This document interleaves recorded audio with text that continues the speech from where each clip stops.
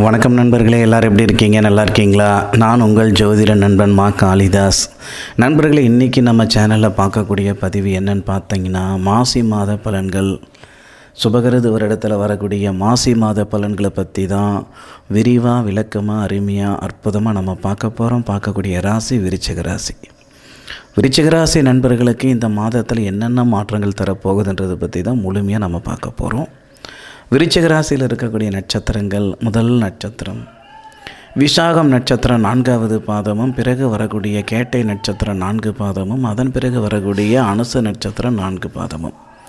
3 நட்சத்திரங்களும் 9 பாதங்களும் கொண்ட அருமையான ராசி தானுங்க விருச்சிக ராசி. விருச்சிக ராசியாதிபதி யாருன்னு பார்க்கும்போது செவ்வாய் ராசிக்கு 7ஆம் இடத்துல சுக்கிரனுடைய ஆதிக்கத்தில் ரோகிணி நட்சத்திரத்தில் 3வது பாதத்தில் 49 டிகிரியிலிருந்து தன்னுடைய ராசியை பார்க்கக்கூடிய அருமையான நேரத்தில் தான் இந்த மாதம் பிறக்கப்படுது. அப்பேற்பட்ட தருணத்தில் விருச்சிக ராசி நண்பர்களுக்கு என்னென்ன மாற்றங்கள் வரப்போகுதுன்றது பற்றி தான் முழுமையாக நம்ம பார்க்க போகிறோம். இந்த சேனல் இன்றைக்கி தான் ஃபஸ்ட் டைம் நம்ம பார்க்குறோம்னா முழுமையாக பார்த்துட்டு சப்ஸ்கிரைபர் பண்ணி சப்போர்ட் பண்ணுங்கள். உங்களுடைய கருத்துக்கள் என்னன்றது கமெண்ட் பாக்ஸில் பதிவு பண்ணுங்கள். பொதுவாக ராசிநாதனுடைய பார்வை ராசி மேலே படுறதுன்றது ரொம்பவே நல்ல விஷயம், அதிர்ஷ்டமான ஒரு நேரம், அனுகூலமான ஒரு நேரம்.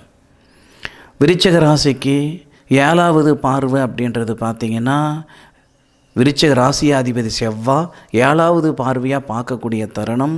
வருடத்தில் ஒரு முறை தான் இந்த மாதிரி ஒரு அற்புதம், அதிசயம் நமக்கு நடக்க போகுது. அப்போது மாசி மாதம் 1ஆம் தேதியிலிருந்து மாசி மாதம் 28ஆம் தேதி வரை இந்த அதிர்ஷ்டமும் இந்த அற்புதமும் நமக்கு கிடைக்கப் போகுது. இந்த மாதம் பிறக்கப்படக்கூடியது மாசி மாதம் 1ஆம் தேதி என்றைக்கு சார் பிறக்கப்படுது அப்படின்னு கேட்டிங்கன்னா, சரியாக 13ஆம் தேதியிலிருந்து, ஆங்கில 13ஆம் தேதி, பிப்ரவரி 13ஆம் தேதியிலிருந்து மார்ச் 14ஆம் தேதி வரைக்கும் இந்த நல்ல விஷயங்கள் தான் நமக்கு நடக்கப் போகுது. அதை பற்றி தான் முழுமையாக நம்ம சொல்ல போகிறோம். ராசிக்கு 4வது இடத்துல சனி பகவான் இருக்கிறாரே சார், அர்த்தாஷ்ட சனியை சொல்கிறாங்களே, அதனால் ஏதாவது பாதிப்புகள் கொடுக்குமா? கண்டிப்பாக 100% பாதிப்பு கொடுக்காதுங்க. இந்த மாதம் பிறக்கப்பட்டது மாசி மாதம் 1ஆம் தேதி, மாதம் பிறக்கப்படக்கூடியது மாசி மாதம் 1ஆம் தேதி திங்கட்கிழமை காலையில் விசாகம் நட்சத்திரம் 3வது பாதம் துலா ராசியில் கும்ப லக்னத்தில் தானாங்க இந்த மாதம் பிறக்கப்படக்கூடியது. அந்த தருணத்தில் ராசிநாதனுடைய பார்வை ராசிக்கு 7வது இடம் சுக்கிரனுடைய ஆதிக்கத்திலிருந்து உங்கள் ராசியை, விருச்சிக ராசியை பார்க்குறதுனால மண் வாங்கிறதுக்கு உண்டான அருமையான நேரகாலங்கள் இருக்குதானுங்க செய்யும். வீடு வாசல் அப்படின்றது எல்லா ராசி நண்பர்களுக்கும் கனவு தானே, ஆசை தானே. சொந்தமாக வீடு வாசல் வாங்கணும், ஒரு மனம் வாங்கணும் அப்படின்றது ஆசை தானே. அப்போது செவ்வாதானங்க பூமிக்கு சொந்தக்காரர். அந்த பூமிக்கு சொந்தக்காரர் யாருடைய நட்சத்திரம்? ரோகிணி நட்சத்திரம் 3வது பாதத்தில் 49 டிகிரியிலிருந்து விருச்சிக ராசியை பார்க்கக்கூடிய தருணத்தால் மனம் வாங்கிறதுக்கான யோகம் இந்த விருச்சிக ராசி நண்பர்களுக்கு இருக்குது. அல்லது பூர்வீகத்தில் இருக்கிற சிக்கல் சரியாகிறதுக்கான நேர காலங்களும் வரும். அல்லது நம்ம வாங்கின சொத்தில் நம்ம இதுக்கு முன்னாடி ஒரு இடம் வாங்கணும், அல்லது ஒரு வீடு வாசல் கட்டணும், கட்டி முடிக்க முடியல, ஒரு இடம் வாங்கணும், ரிஜிஸ்ட்ரேஷன் பண்ண முடியல. இந்த மாதிரி மனை சார்ந்த முழுமையான சங்கடங்கள் எல்லாமே இப்போ நீங்கிறதுக்கு உண்டான வாய்ப்புகள் இருக்குது. அது எந்த வகையில் சார் சொல்கிறீங்க? ஆதாரம் இல்லாமல் நீங்கள் ஏதாவது ஒரு வகையில் நீங்கள் அடிச்சு விட்டுறீங்களா, சொல்லிடுறீங்களா அப்படின்னா அப்படி கிடையாதுங்க. ராசியாதிபதி தான் பூமிகாரகர். ராசிக்கு 2ஆம் இடத்துக்கு அதிபதி யாருன்னு பார்க்கும்போது தனஸ்தானாதிபதி. தனத்துக்கு அதிபதி குரு பகவான் ராசிக்கு 5வது இடத்துல உத்திரட்டாதி நட்சத்திரம் 3வது பாதத்தில் 344 டிகிரியிலிருந்து 9வது பார்வையாக விருச்சிக ராசியை பார்க்குறாரு. ராசிநாதனுடைய பார்வை ராசியை பார்க்குறாரு, உங்களுடைய ராசியை பார்க்குறாரு. செவ்வாவுடைய பார்வை 7வது பார்வை ரோகிணி நட்சத்திரத்தில் இருக்கக்கூடிய அந்த செவ்வாய் 7வது பார்வையாக பார்க்குறாரு உங்கள் ராசியை. 8வது பார்வையாக உங்கள் ராசிக்கு 2ஆம் இடத்தை பார்க்குறாரு. அப்போது உங்களுக்கு குருமங்கள யோகம் அப்படின்ற ஒரு யோகம் இந்த நாளில் ஏற்படுதுங்க. மாசி மாதம் 1ஆம் தேதியிலிருந்து மாசி மாதம் 28ஆம் தேதியிலிருந்து உங்களுக்கு குருமங்கள யோகம். இந்த வகையில் தான் மனையில் இருக்கிற சங்கடங்கள் சரியாகுன்னு சொல்கிறதுக்கான காரணமே இது தானுங்க. காசு பணம் இருக்கும்போதெல்லாம் வீடு வாசல் வாங்க முடியல, இப்போ காசு பணம் இருக்கிற இடம் தெரியல, இப்போ எப்படி சார் வீடு வாசல் எங்களால் வாங்க முடியுன்ற கேள்வி நீங்கள் கேட்குறது எனக்கு நல்லாவே புரியும். காசு பணம் இருக்கும்போது தான் ஒரு வேலை செய்யணும்னு நினச்சோம்னா நம்ம ஊரில் இருக்கிற நம்ம உலகத்தில் இருக்கிற பாதி பேருக்கு மேலே எதுவும் செய்ய முடியாதுங்க. அப்போ நேர காலங்கள் சௌகரியமாக சரியாக வந்துடுச்சுன்னா யார் எங்கே கொண்டு போய் சேர்க்கணுமோ அந்த இடத்துல அழகாக கொண்டு போய் சேர்த்தி விடும் இந்த பிரபஞ்சம். முழுக்க முழுக்க விதிகாரகன் சொல்லக்கூடிய சனி பகவானுடைய பார்வையும் உங்கள் ராசி மேலே படும். ஏற்கனவே குரு பார்வைப்படுதுன்னு சொன்னனுங்க. சனி பகவானுடைய பார்வையும் இப்போ படுது. அதே மாதிரி செவ்வாயுடைய பார்வையும் படப்போகுது.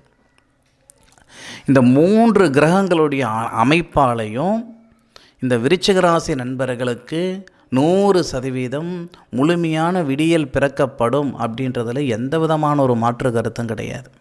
அதே மாதிரி 7வது இடத்துல இருக்கக்கூடிய சுக்கிரனுடைய வீட்டில் இருக்கக்கூடிய செவ்வாய் ரோகிணி நட்சத்திரம் வாங்கியிருக்கிறதுனாலையும் அந்த ரோகிணி நட்சத்திராதிபதி சந்திரன் ராசிக்கு 12வது இடத்துல மறைஞ்சிருந்தாலும் குரு பகவானுடைய நட்சத்திரம் ஏறி விசாக நட்சத்திரம் 3வது பாதத்தில் இருக்கிறதுனால நிறைய நண்பர்களுக்கு கணவன் மனைவிக்குள்ளே இருக்கிற சங்கடங்கள் சரியாகிறதுக்கான வாய்ப்புகள் இருக்குங்க. ஆவணி மாதத்தில் இருந்தே பார்த்திங்கன்னா புருஷன் முண்டாட்டிக்குள்ளார நிறைய சங்கடங்கள் சில நண்பர்களுக்கு ஏற்பட்டிருக்கும். அப்படி ஏற்பட்டிருந்தாலும் இந்த மாசி மாதம் 1ஆம் தேதியிலிருந்து மாசி மாதம் 28ஆம் தேதிக்குள்ளார 100% விருச்சிக ராசி நண்பர்களுடைய குடும்பத்தில் இருக்கக்கூடிய குடும்ப ரீதியாக இருக்கிற மனஸ்தாபம் சரியாகும். கணவன் மனைவிக்குள்ளே பிரிவினைகள் வரைக்கும் சங்கடங்கள் கொடுத்துருந்தாலும், ஏன் பிரிஞ்சே போயிருந்தாலும் இந்த நேரத்தில் பிரிவினைகள் எல்லாம் ஒன்றும் வேண்டாம், பிரிஞ்சவங்க மீண்டும் ஒன்று சேர்ந்து நிம்மதியாக சந்தோஷமாக மகிழ்ச்சியாக வாழ்ந்து காட்டணுன்ற எண்ணம் புத்தி சிந்தனை வந்து நல்ல விதமான ஒரு வாழ்க்கை வாழ்கிறதுக்கான வாய்ப்புகள் இந்த பிரபஞ்சம் கொடுக்க தான் போகுது. அதுக்கு காரணம் சனி பகவானுடைய 10வது பார்வை. சனி பகவான் செவ்வாயுடைய நட்சத்திரம் வாங்கியிருக்காரு, செவ்வாயுடைய வீட்டையும் பார்க்குறாரு. செவ்வாயுடைய வீட்டை பார்க்குறாரா? எப்படி சார்? 10வது பார்வையாக செவ்வாயுடைய வீட்டை உங்கள் ராசியை பார்க்குறாரு. 3வது பார்வையாக உங்கள் ராசிக்கு 6ஆம் இடத்தை பார்க்குறாரு. 6ஆம் இடம்ன்றது என்ன? ருண ரோக சத்துருஸ்தானம்னு சொல்லுவாங்க. அப்போது நமக்கு ஏற்படுற கோபமோ அல்லது நம்மளை சார்ந்தவங்களுக்கு ஏற்படக்கூடிய கோபமோ எந்த சங்கடங்களாக இருந்தாலும் அந்த சங்கடங்கள் சரியாகி சந்தோஷம் அப்படின்ற ஒரு நிம்மதின்றது ஒரு அமைப்புகள் நமக்கு ஏற்படுறதுக்கான வாய்ப்புகள் கொடுக்க தான் செய்யும். ஆக வாழ்ந்த வாழ்க்கை நமக்கு அந்தளவுக்கு ஒன்றும் சௌகரியமாக இல்லைங்க. இன்றைக்கி விருச்சிக ராசி நண்பர்கள் எப்படி இருக்கிறீங்கன்னா, காசு பணம் இருக்குதுங்க, நிம்மதி சந்தோஷம் கிடைக்கல, இதுக்காக போகாத கோவில் இல்லை, செய்யாத பரிகாரம் இல்லை, ஆனாலும் நான் நிம்மதியாக இல்லைங்கன்னு சங்கடப்படுற அளவுக்கெல்லாம் நிறைய நண்பர்கள் இருப்பாங்க. அப்பேற்பட்ட நண்பர்களுக்கு இந்த தருணத்தில் தன்னுடைய குடும்ப ரீதியாக இருக்கிற சங்கடங்கள் சரியாகிறதுக்கும், ஒரு மனம் வாங்கிறதுக்கும், கணவன் மனைவிக்குள்ளே இருக்கிற கருத்து வேறுபாடுகள் சரியாகிறதுக்கும், ஏன் திருமணம் நடக்கலையேன்னு கவலைப்பட்டு இருக்கிற விருச்சிக ராசி நண்பர்களுக்கு இந்த நேரம் அந்த திருமண தடைகள் விலகிறதுக்கும், பிள்ளை பாக்கியம் இல்லாமல் சங்கடப்பட்டு இருக்கிறோம் சார் அப்படின்னா பிள்ளை செல்வம் வரத்துக்கும் வாய்ப்புகள் இருக்குது.